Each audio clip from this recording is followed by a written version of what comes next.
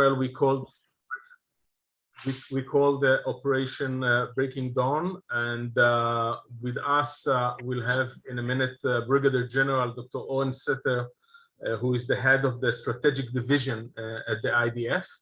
I would like to emphasize right now in the beginning that in order for him to speak freely and let you have the information I'm sure you would like to get, we determined that the conversation with the Brigadier General Owen Setter will be as deep background, what we call. So without attribution except for individual request, and which we'll see afterwards. With us already, as some of you already know, is our good friend, Dr. Kobi Michael, who is a senior researcher fellow at the INSS, the Institute of National Security Studies of the Tel Aviv University, and the International Institute for Counterterrorism. Those of you who heard Dr. Kobi Michael before know that he is a leading scholar of the Middle East conflict, and I will present him in a minute in more details. Just a few technical things. This is an APA briefing. We have with us our representatives across Europe. We have Mr. Yossi Lemkovich from Brussels, Mr. David Kalfa from Paris, Mr. Oliver Bradley from Berlin, Tovi from London, and Katya from Paris. And here in Israel office, we have Shaked Arel, Nir Natan, and myself, Tal Rabina. I'm the head of the Israeli office and the director of the strategy of APA. APA stands for Europe Israel Press Association. And we are very, very glad that you have the chance to hear our two briefers. We'll start with having them brief us shortly about the situation as of this minute. And afterwards, we'll open for questions. I suggest, just for the sake of having some order, because we are quite a lot of people here, that you will send your questions, please, due to the chat here on this Zoom meeting, and myself or any of my colleagues will trace it and ask your questions. Of course, if we see that we can technically let you ask yourself, sometimes there are problems with the sounds, etc. But if we'll see that we can do it, of course, we'll prefer hearing you just as well. So we'll, as some of you know, as of yesterday, just half an hour before midnight, or actually 20 minutes before midnight, we have a ceasefire. And Dr. Kobi Michael, could you just describe, maybe before everything else, what are the Palestinian Islamic Jihad? Thank you, Tal, and hello, everybody. First of all, the Palestinian Islamic Jihad is an older organization in comparison to Hamas. It was established in the beginning of the 80s, while Hamas was established in the late 80s. And it is a very radical and militant organization. They have no, I would say, any aspiration to become the rulers of any Palestinian territory. The only agenda that they have, their raison d'etre, is actually to lead the armed resistance against Israel. And I would say that in almost since the first beginning of this organization, it was supported by Iran, assisted by Iran, and mainly in the last decade or even more, it became to be a pure Iranian proxy.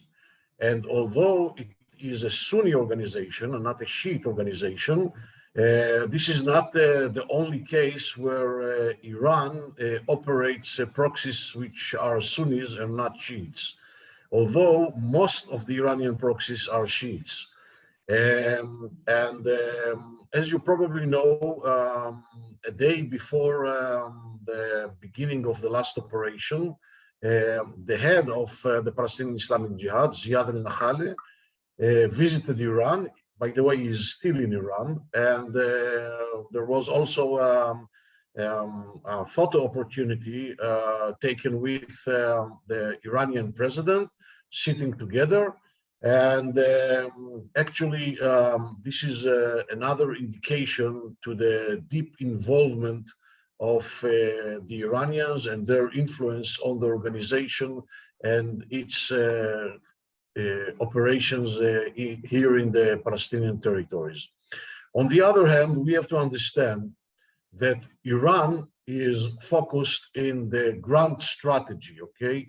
And in this regard, they perceive the Palestinian Islamic Jihad as a strategic tool in an apparatus, a more comprehensive apparatus that they have in the broader Middle East.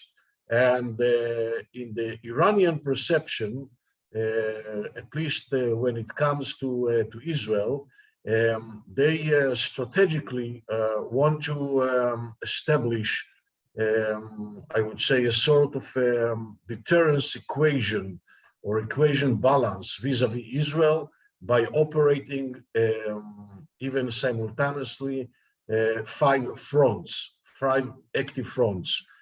South Lebanon, and in all the fronts, the Iranians use their proxies. I mean, there are no Iranian soldiers or there are no Iranian boots on the ground that activate or operate these 5 fronts against Israel. So just very briefly, the 5 fronts are South Lebanon and the proxy is Hezbollah. Syria, the proxies are Hezbollah and the Shiite militias that were brought by Iran to Syria since the outbreak of the civil war there. The 3rd front is Iraq, operated by Shiite militias, Shiite proxies of Iran. The 4th front is Yemen, the Houthis, which are Shiites as well. And the 5th front is the Palestinian territories. And here, Iran has 2 proxies. The main proxy is the Palestinian Islamic Jihad, and the other proxy is Hamas. There are differences between of them, and although Hamas can be considered as an Iranian proxy, it is much more independent in comparison to the Palestinian Islamic Jihad. They have some other sources, and although they are supported by Iran, and not only financial, from the financial point of view, they have some other resources as well. But the big difference between Hamas and the Palestinian Islamic Jihad is the idea that Hamas perceives itself as an alternative to Fatah, and the end game of Hamas is to replace the Fatah and gaining full control of the entire Palestinian system, which means the Palestinian Authority and the PLO as well. And in addition to that, they also a sovereign ruler in the Gaza Strip. They have responsibility and accountability towards the population in the Gaza Strip, more than 2 million people, and they have some other considerations in comparison to the Palestinian Islamic Jihad that has no responsibility or accountability to the populace of Gaza. The only responsibility that they have is to the armed resistance against Israel. Now, if we want to understand the current context and the last operation, we have to go back to March this year and the eruption of the terror wave in the streets of the cities in Israel, and the role of the Palestinian Islamic Jihad that became to be, I would say, the bigger and the stronger terror organization in the West Bank. And this is due to 3 major reasons. The first reason is the weakness of the Palestinian Authority that eventually or actually does not operate in the northern districts, mainly Jenin district, of the West Bank, of the Palestinian territories. And I would like to mention and to remind us all that Jenin as well as Nablus are a area which are under full responsibility of the Palestinian Authority. The second reason to the strengthening process of the Palestinian Islamic Jihad is unfortunately the Israeli preference not to challenge the Palestinian Islamic Jihad and to deal with this organization, I would say, in a containing manner and not in a very harsh and offensive manner. And the third reason is the Iranian support. The Iranians understand that strengthening the Palestinian Islamic Jihad will advance their interests here in the region. And as I said before, the first interest is to establish the deterrence vis-a-vis Israel by having another front, another active front against Israel, to destabilize the security and stabilization, and to destabilize the stability of the Palestinian Authority as well. And therefore, they devoted a lot of efforts, logistical efforts, financial efforts, and some other efforts in order to strengthen the Palestinian Islamic Jihad. A lot of weapons was smuggled from Jordan to the Palestinian territories by Iran, and a lot of money has reached to the Palestinian Islamic Jihad. And in addition to that, technological support with regard to the capacities to produce weapons.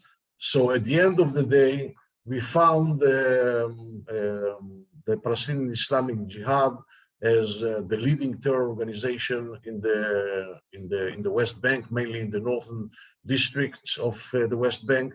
And we found that the Palestinian Islamic Jihad was deeply involved in terror operations against Israeli citizens inside the state of Israel and in the Palestinian territories or in the West Bank against Israelis and the IDF.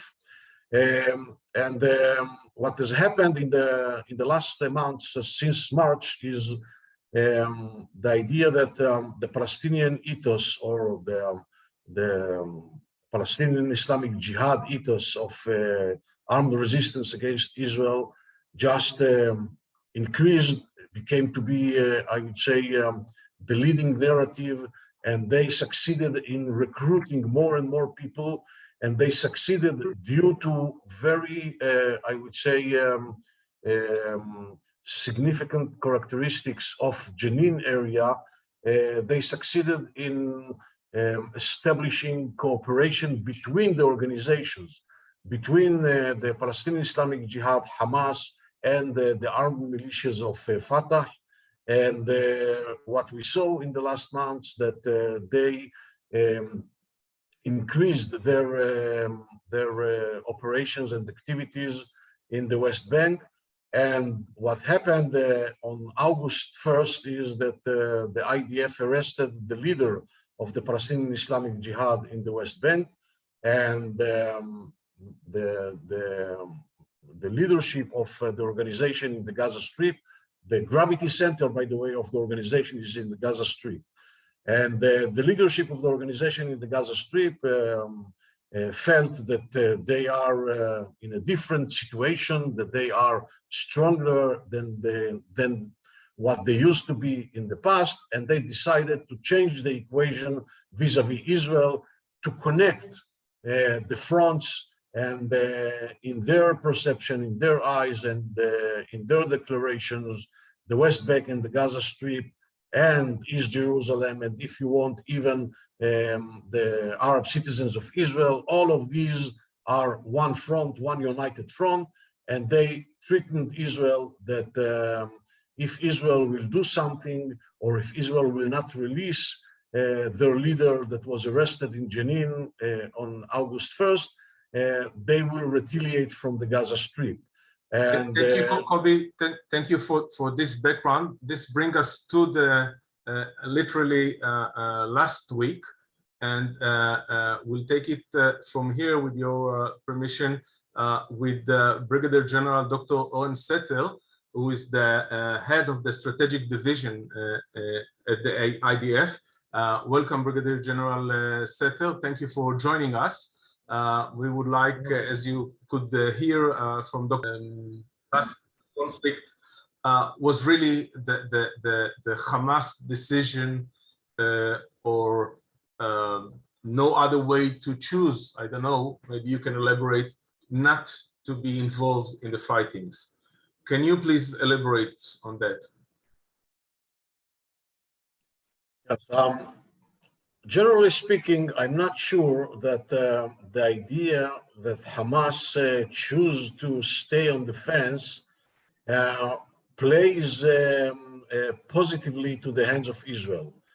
I mean, only in a very, I would say, relative manner. And why?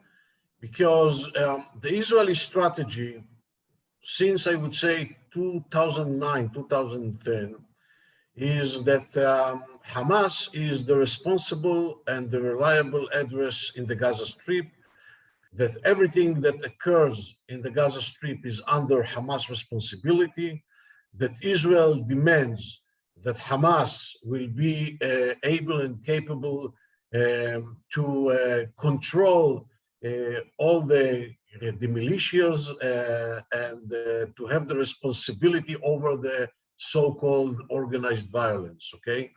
In addition to that, Hamas itself declared more than once that they are responsible for the Gaza Strip and they are the sovereign power of the Gaza Strip. And the idea that they choose, that Hamas choose not to interfere, not to contain the Palestinian Islamic Jihad, not to prevent the Palestinian Islamic Jihad from threatening Israel or escalating the situation or dragging the Gaza Strip to another military campaign with all of its consequences. It's something that plays against the Israeli policy, the Israeli declaration and the Israeli strategy. We eventually assisted Hamas to remain sitting on the fence. So it is right that it played or it served the Israeli interest in this campaign specifically, but I'm not sure that it serves the broader Israeli interests with regard to the Gaza Strip and with regard to the Hamas. And therefore, I think that Israel should be very cautious in this regard and to assure and to ensure that such a thing will not happen once again in the future. Because if Hamas is responsible, it should be responsible till the end. Thank you. And Monica Maza, I think you have a question for Dr. Kobi Michael. Please unmute yourself. Yes. Hi. Actually, I have two questions.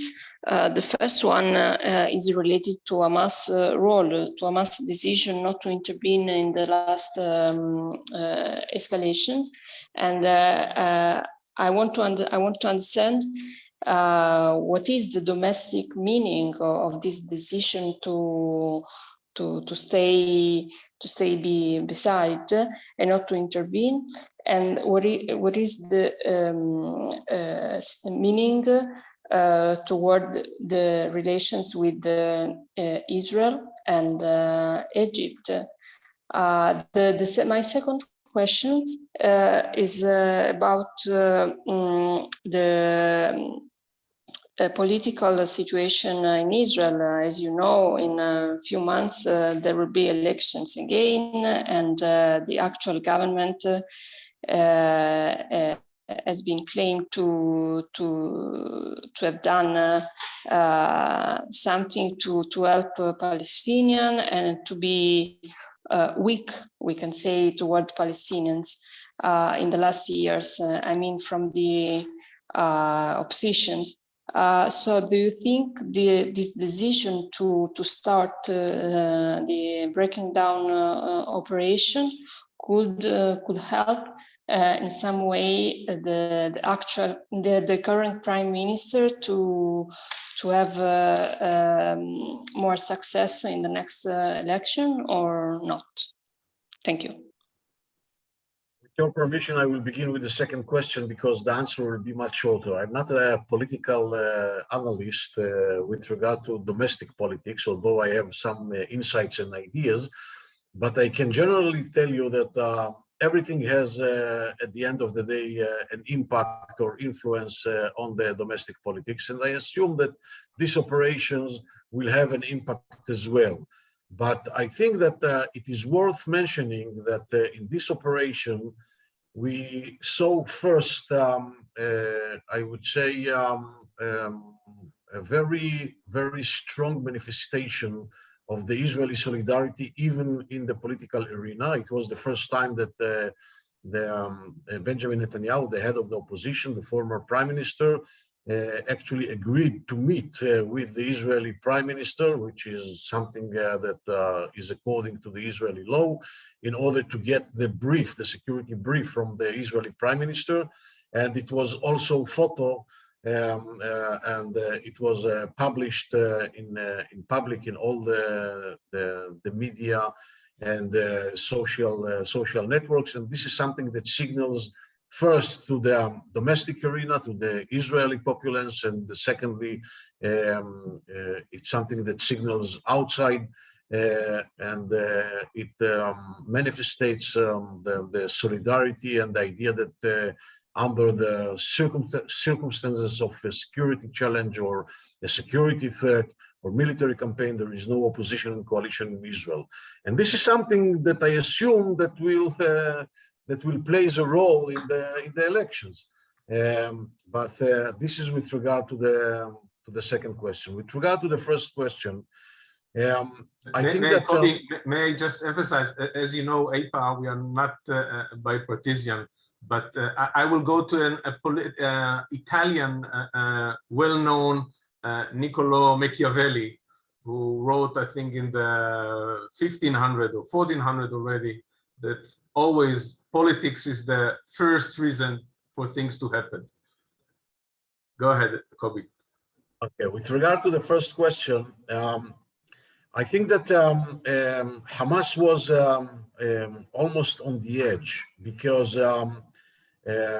there was, I would say, first of all, a pressure of the Palestinian Islamic Jihad. Hamas didn't like the idea that the Palestinian Islamic Jihad challenges Hamas. Okay, and what the Palestinian Islamic Jihad did at the end of the day, it was a challenge towards Hamas, and Hamas didn't like the idea at all. Hamas didn't want to escalate the situation, to be involved in such deterioration or in a military campaign, in a broader or a full-scale military campaign, because they are now in the mid, I would say, of huge efforts of reconstruction of the Gaza Strip. And we have to understand that the Egyptians are deeply involved as well with reconstruction projects. There are 3 big neighborhoods which are built now by the Egyptians in the city of Gaza. It's a question of a lot of money, and the Egyptians have their financial and economic interests in this regard. And the Egyptians didn't like the idea that the Palestinian Islamic Jihad has an independent agenda, an agenda of their own. And in this regard, Hamas, the Egyptians, and Israel had together, I would say, a common interest to calm the situation as soon as possible. But if the military campaign, I would say, was would have been lasted more time. And you know that as much as the operation is longer, then the probability for mistakes, for problems is much bigger. Then Hamas would have found itself under, I would say, local pressure and political pressure to retaliate in this way or another, and who knows where would we have found ourselves in this occasion.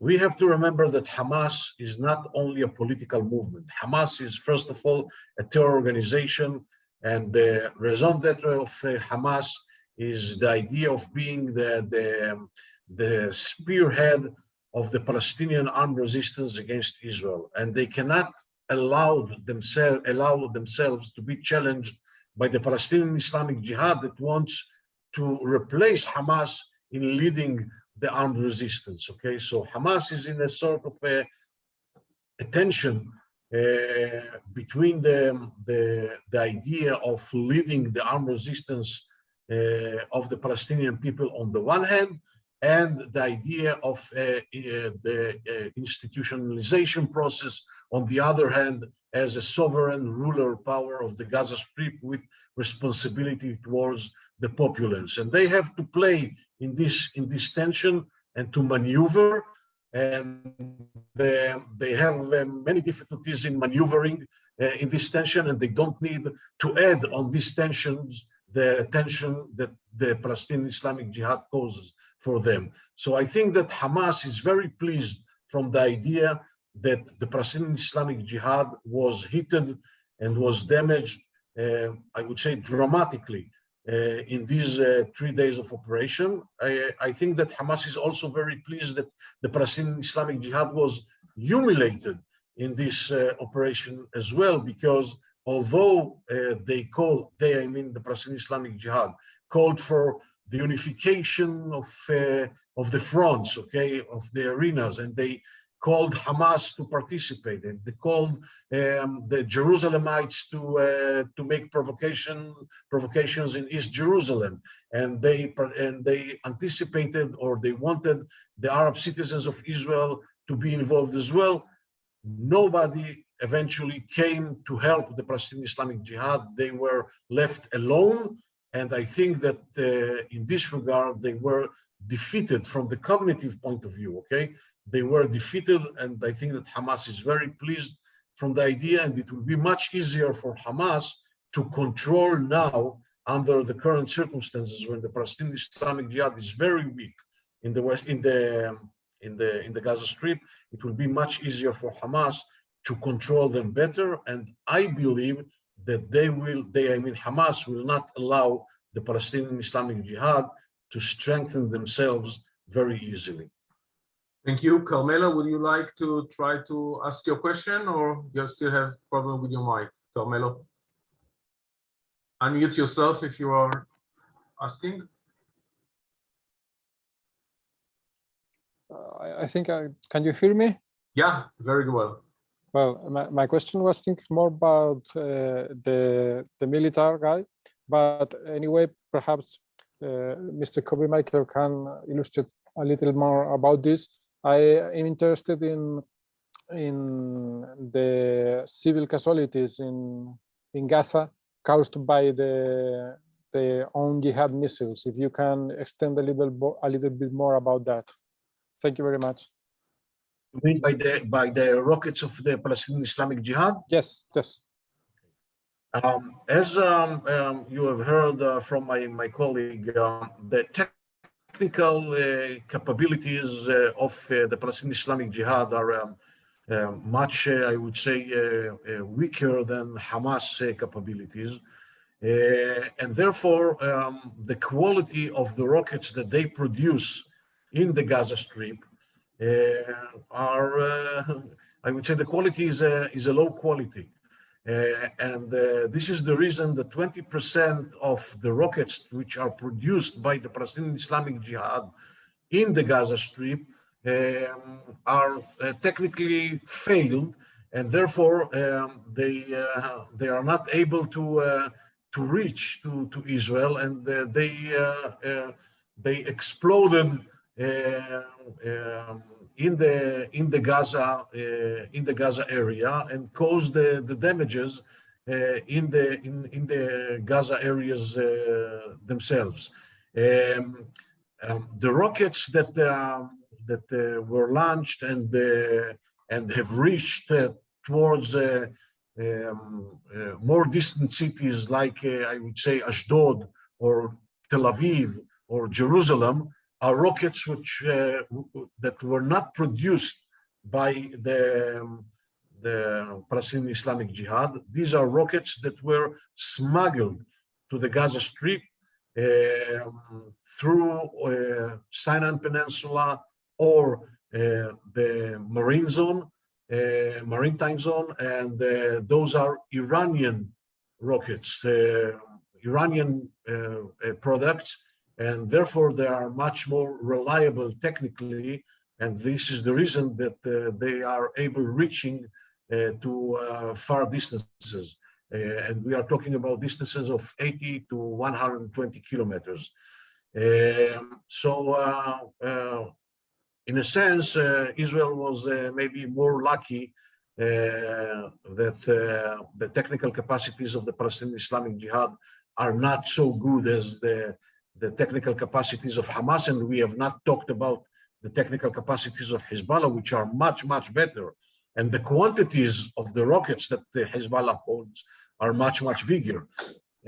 But unfortunately, the Gazans themselves, the populace of Gaza, the Palestinian populace of Gaza, they, at the end of the day, suffered, and the casualties that were caused by the poor technical capacities of the Palestinian Islamic Jihad was, at the end of the day, in the Gaza Strip itself. Here, just as an anecdote, I don't know if you are aware to the fact that one of the rockets that the Palestinian Islamic Jihad launched yesterday evening to Ashkelon damaged a factory in South Ashkelon, in the industrial zone of Ashkelon, and a Palestinian worker from Hebron who works with a working permit in Israel in this factory in Ashkelon was wounded by the Palestinian rocket, and he was evacuated to Barzilai Hospital in Ashkelon, and he's still there getting a medical care. But this is a Palestinian from the West Bank that was wounded by Palestinians from the Gaza Strip. Thank you, Kobi. Now we have Peter Wilk, and then we'll have Pascal. So please unmute yourself. Peter? I cannot hear Peter. Kobi, he is asking in the chat whether Israel is about to release Bassam al-Sadi, the Palestinian Islamic Jihad leader that was arrested a few days before this conflict began. I don't believe so. And this is due to two major reasons. First of all, he is a terrorist. Not only a terrorist, he is the commander, the head of the Palestinian Islamic Jihad in the West Bank. Okay, so the idea that Israel will release him is something that I don't believe that is actual.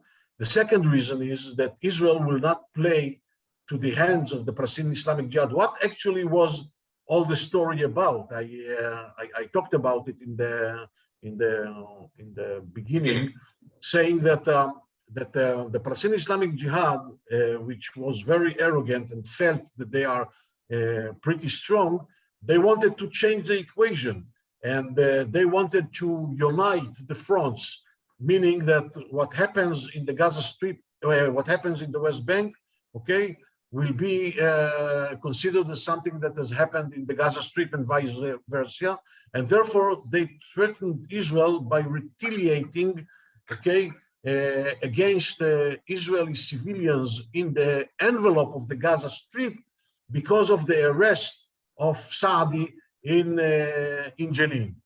And Israel cannot accept it. I mean, Israel cannot accept the idea that the Palestinian Islamic Jihad in the Gaza Strip will respond to arrests in the West Bank. And Israel is not negotiating with the Palestinian Islamic Jihad. Israel, the only thing that Israel is willing to do is to provide quiet for quiet.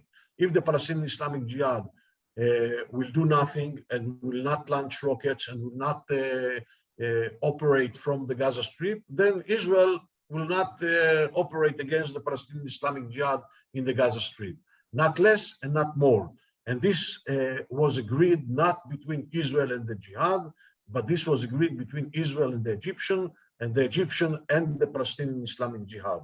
And now, as we said before, we have Hamas in the picture, and Israel demands from Hamas to control the Palestinian Islamic Jihad, to ensure and to prevent any escalation, any violation, any breaches of this agreement from the Palestinian Islamic Jihad. And I hope that if something will happen, Israel will realize its demand and its declaration about the responsibility of Hamas, and Hamas will pay the price if there will be any breach and if the Palestinian Islamic Jihad will violate the truce agreement or the truce understanding that was reached or was brokered by the Egyptians. Thank you. We'll go to Pascal now, and afterwards David Kalfa from Paris, and then Yossi Lemkovich from Brussels. Pascal, please. Good afternoon, everybody. I just want to know, Kobi, you told us previously that Islamic Jihad recruits a lot of fighters. Do you have an idea of the number of fighters of Islamic Jihad and Hamas? And do you have? Can you also describe us the difference of strategy and doctrine of the two groups, please?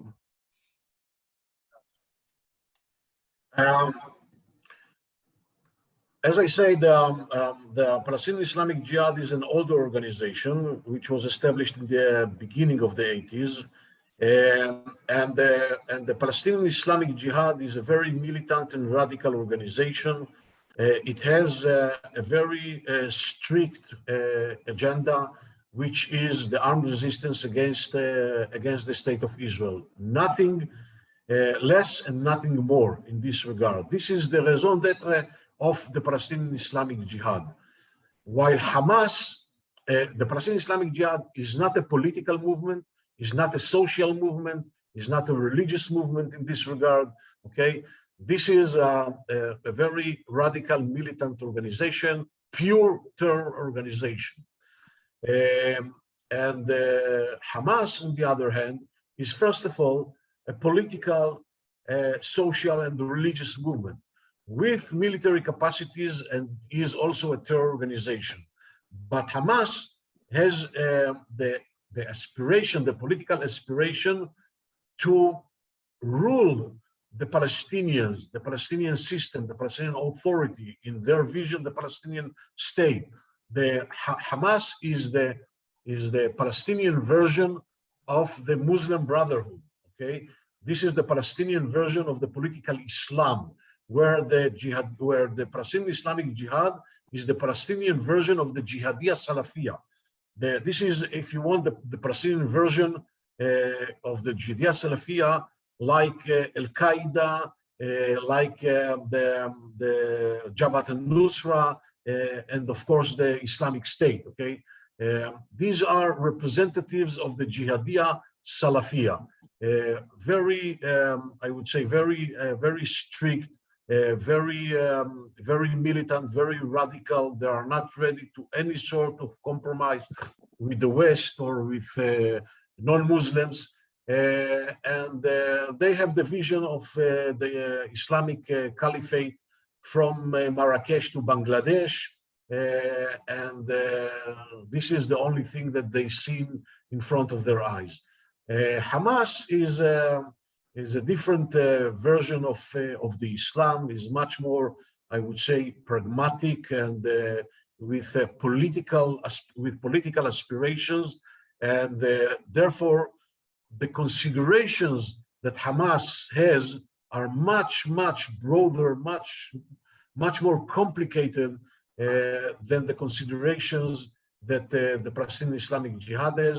And we have to remember that the Palestinian Islamic Jihad has no aspiration to rule territory or populace, and they don't care about the populace. I mean, Ziad al-Nakhaleh, the leader of the Palestinian Islamic Jihad, said it in his words: "We don't care about the populace in the Gaza Strip or the populace in the West Bank.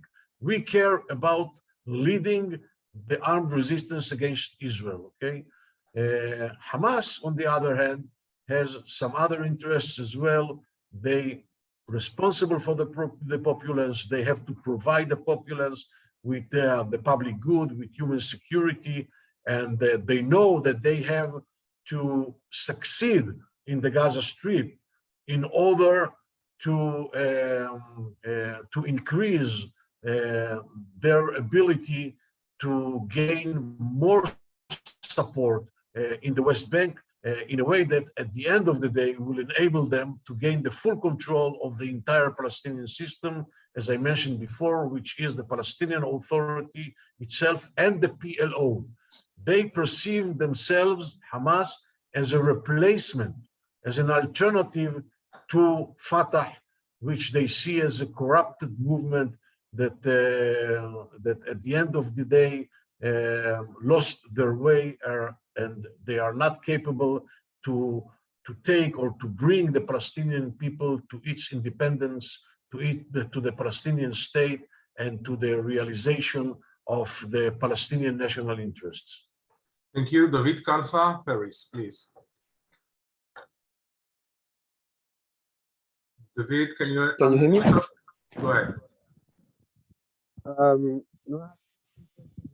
Two very quick questions. It seems that Islamic Jihad did very poorly comparing to Hamas in May 2021. You explain mainly the reason why, because of their, it's very weak comparing to Hamas, but still being trained, funded by Iran. So I wonder, how can you explain that? And secondly, I just want to know, it's being said that Iran was pressuring Islamic Jihad not to agree to the ceasefire, but eventually did. So how do you explain that? Does it has a bit of room of maneuver? Can you give us an explanation? First of all, in order to be accurate or more accurate, the Palestinian Islamic Jihad is weaker in comparison to Hamas, is smaller in comparison to Hamas. But the Palestinian Islamic Jihad is a very significant terror organization and very dangerous terror organization. I mean, it has something between 8,000 to 10,000 of operatives. It has capabilities, military capabilities. We saw what has happened during 3 days when they succeeded in launching more than 1,000 rockets towards Israel. Okay, and they are supported by Iran. So I think that we don't have to undermine their capacities, their capabilities, and the danger that they create, okay? Although they are smaller than Hamas. Hamas is much bigger than them, but it is a significant terror organization. I think that with regard to the second question, to the ceasefire or the truce, the Palestinian Islamic Jihad actually went down on its knees, but they cannot admit, okay? The organization was humiliated, as I explained before. and they suffer from very severe damages that were caused by the IDF during these 3 days of operation. And they are in a very complicated situation from the political and social point of view in the Palestinian arena itself. And they had no other opportunity but to accept the truce. I mean, they went till the edge. They lost all of their senior commanders. They lost many of their military capacities. And they understood at the end of the day that Israel is very determined on the one hand, the Egyptians are pressuring on the other hand, and Hamas prefers to remain sitting on the fence. So they had no chance at the end of the day but to accept the truce. But of course, they cannot admit publicly that they were humiliated, that they lost the campaign. So they declared some declarations about their achievements and about their success in uniting all the fronts in the Palestinian arena and so on and so forth. But these are empty words. And as they used to say in Arabic, al-kalam ma fish alayha jumruk, which means that you don't have to pay taxes on words. Okay, there is no custom on words. So these are empty words, and everybody understands that these are empty words. And the most important thing that is that the Palestinian Islamic Jihad itself understands that these are empty words, but these are words that must be said. Okay, this is part of the game. And I think that after this campaign, the ability of the Palestinian Islamic Jihad to threaten against Israel from the Gaza Strip or to escalate the situation is much more limited in comparison to their capabilities before this campaign. Thank you. Yossi Lenkovich, Brussels. Yes, thank you, Kobi. I have two quick questions. First, you spoke about the Palestinian Islamic Jihad's military capabilities. Do you think that over the last years, Iran did support these capabilities in order to help them to take control of Gaza against Hamas, because they feel Hamas is too independent? Second question, did the Palestinian Islamic Jihad expected Hamas to join them in this round? First, of course, they expected and they wanted and they demanded and they asked and they begged Hamas, and not only Hamas, to join them, but Hamas decided not to do that. But not only Hamas, nobody joined the Palestinian Islamic Jihad. They were left alone in this campaign. Now, with regard to the Iranians, we have to understand that the main interest of the Iranians is to create instability, to create a sort of a chaotic situation that will undermine in a very consistent manner the stability, the security, the solidarity of the Israeli society, and therefore they really like the idea that Israel will be occupied all the time in all the fronts. Now, I don't think that the Iranians are willing to bring the Palestinian Islamic Jihad to control the Gaza Strip instead of Hamas. The Iranians are pretty sober, and they understand the situation and the reality, and they understand that the Palestinian Islamic Jihad is not capable of doing that, because Hamas is much stronger than the Palestinian Islamic Jihad. Secondly, they understand the Palestinian Islamic Jihad, as I explained before, is not a political movement. They don't have any aspirations to control the Gaza Strip. They don't want the Palestinian Islamic Jihad. This is not their interest. And the Iranians cannot force them to do that because they are not capable of doing that. And thirdly, why the Iranians need to do that if Hamas is also their proxy? Okay, Hamas is also supported by the Iranians.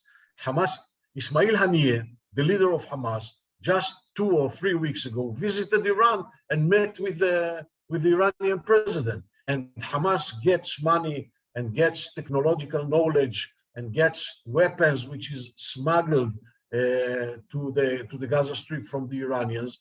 So why the Iranians has to encourage competition between the two organizations, where the two organizations actually are proxies of Iran, each organization in its way, okay? But Iran all the time, in a very consistent manner, tries to smuggle weapons to the Gaza Strip. And just a week ago, or 10 days ago, the Israeli Navy succeeded in preventing a very big smuggle of weapons, of rockets, Iranian rockets and Iranian weapons through the maritime to the Gaza Strip. The Israeli Navy stopped the Palestinian boat. It was a fishing boat coming from Egypt. It was a sort of a boat. I don't remember if it was a fishing boat or another boat, but it was some 100 meters from the shore of Gaza. Okay, and we have to assume that in each successful prevention like that, okay, there are some smuggling operations that are succeeded. Okay, that at the end of the day, weapons comes and smuggled to the Gaza Strip, and we see that. I mean, the intelligence sees that, and the citizens of Israel sees that when rockets are launched towards Tel Aviv or towards Jerusalem. Okay, everybody understands that these rockets, which are launched towards the distant cities of Israel, are not home production of the Palestinian Islamic Jihad or Hamas. Okay, these are original Iranian rockets that were smuggled to the Gaza Strip. Kobi, since you're not only a leading scholar regarding the Middle East, but also civil and military relations and war study as a whole, you just mentioned the rockets launched to Tel Aviv. A lot of time Israel is blamed for non-proportional response. This time the operation was shortened than to get those blames. Is there any other country in the world that will retaliate 1,000 rockets, do you think? I think there is no such an example all over the globe, okay, of a country, and especially a democratic, liberal Western country, which is threatened by rockets along its borders, and rockets are launched on the heads of its citizens. Secondly, I think that there is no an example even to the operational method of the IDF. With all the efforts which are done in order to prevent as much as possible casualties among citizens or collateral damages. And you heard it from my colleague, and I think that it is also well known that Israel do some things in advance before bombing buildings, okay? Knocking on the roofs, telephones to the residents in the building in order to order them to evacuate the building. And I think that Israel makes all the efforts in order to act or to operate in a very precise and cautious manner in order to prevent as much as possible collateral damages. But at the end of the day, there always be collateral damages.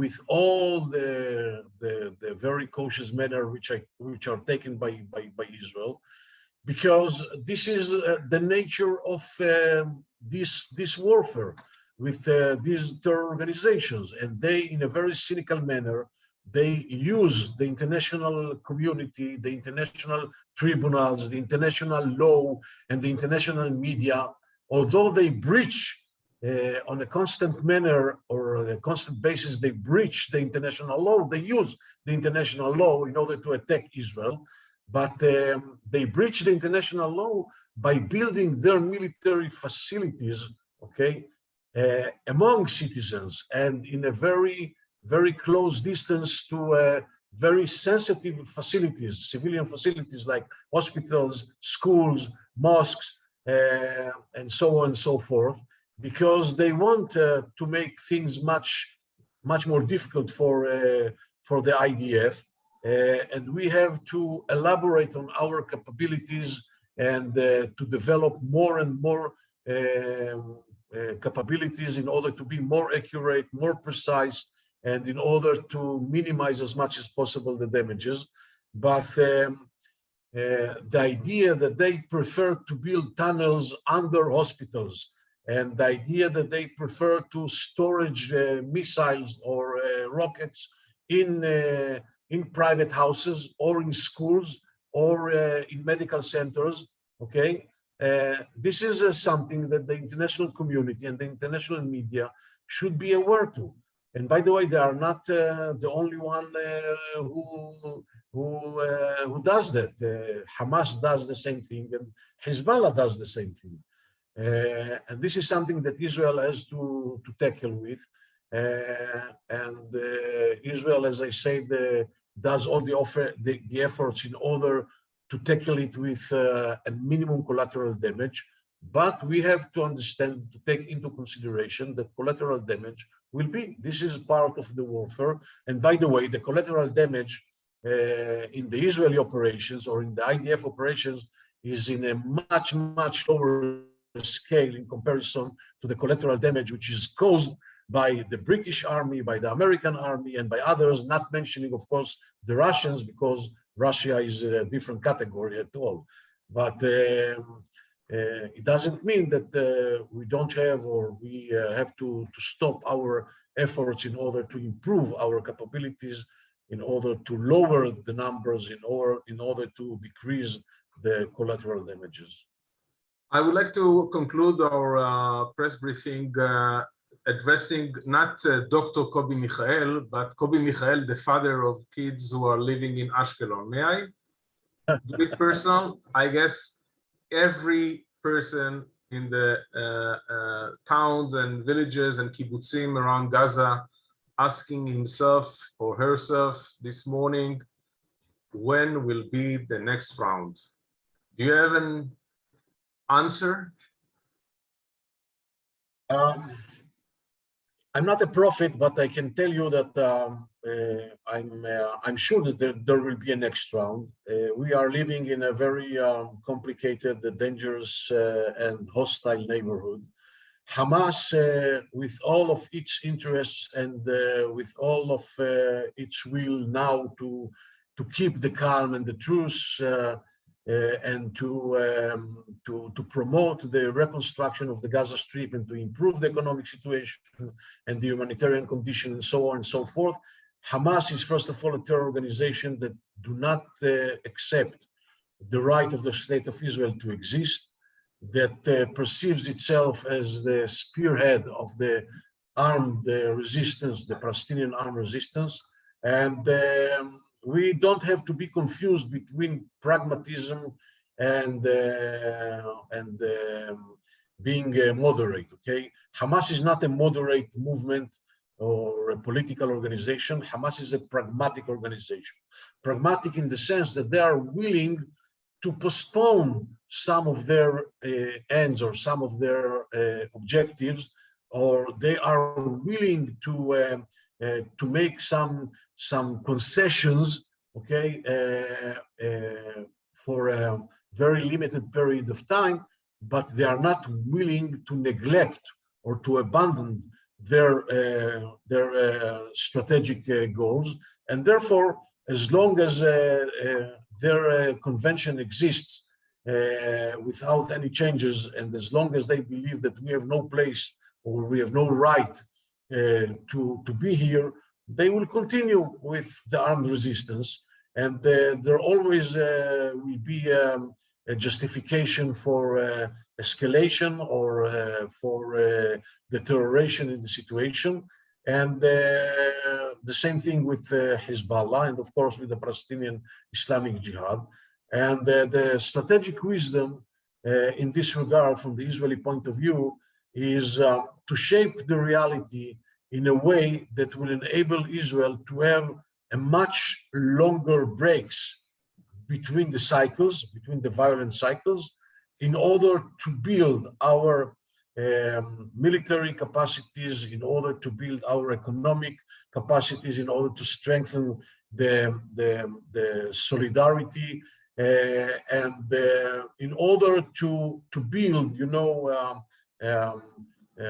more levels of deterrence against Hamas, and to shape a reality that will improve the general atmosphere and the general conditions and standard of living of the Palestinians in the Gaza Strip in a way that maybe will influence Hamas as the ruler of the Gaza Strip to be more cautious and not too hurry, okay, to escalate the situation.